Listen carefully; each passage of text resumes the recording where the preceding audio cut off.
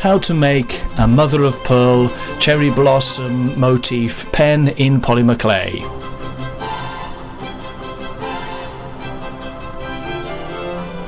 This is the classic cherry blossom motif that I was aiming for, so I printed out some petal shapes onto a piece of sticky label paper. Each petal is about 7mm by about 5mm, and this size is dictated by the size of the tube that I'm using for the pen.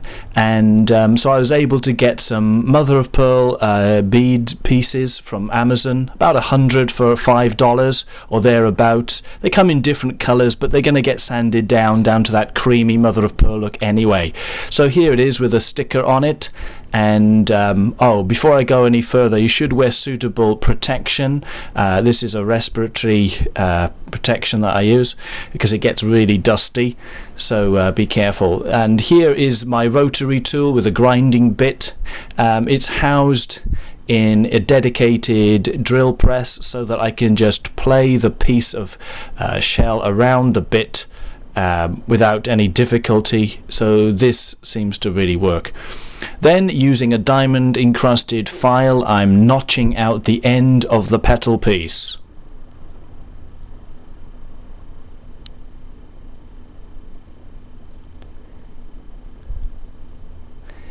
Then I'm scraping away that beautiful purple. Unfortunately, it won't stay there because it's going to get sanded off when we get to the lathe anyway. So this is more or less a finished petal piece, and it's looking really quite nice. Translucent, almost kind of holographic, and just doing some finishing touches right here. And then checking the size against the other pieces that I've already prepared. I need about 8 for each barrel piece.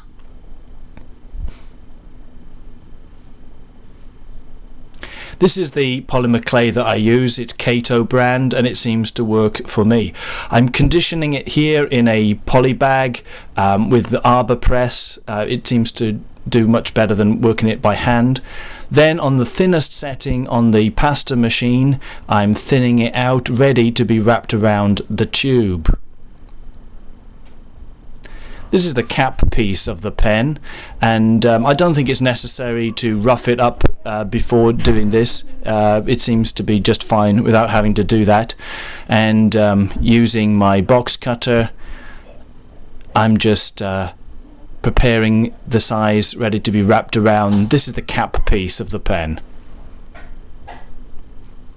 So that was a quarter of a block of polymer clay, enough for a whole pen without any problem at all.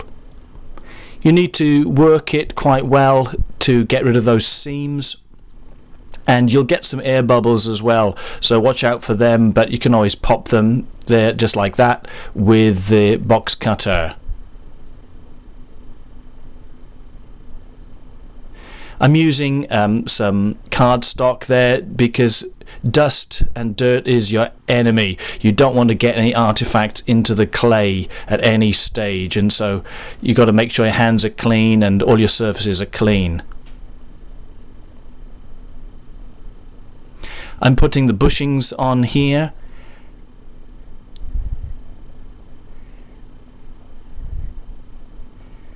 And it's slightly proud of the bushings, and that's what I want because I'm going to sand it down later. Then confidently press in the petal pieces as you need them. You don't need any glue. They seem to just stick in there just fine. Might need to work it a little bit more, keep it as smooth as you can. And some confetti pieces I'm just adding. In Japanese, sakura fubuki, which is like fallen bits of petal, that kind of effect.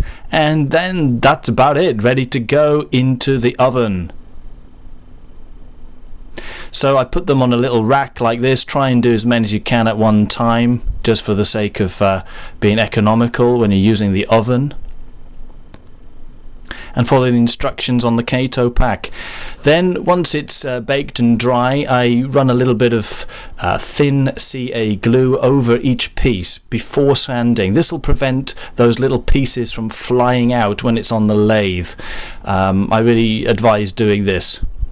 Then you can finish the pen as you normally do. Of course, you don't use a chisel. You just need to use sanding paper from about an 800 grit upwards, and then finish as you like with CA glue.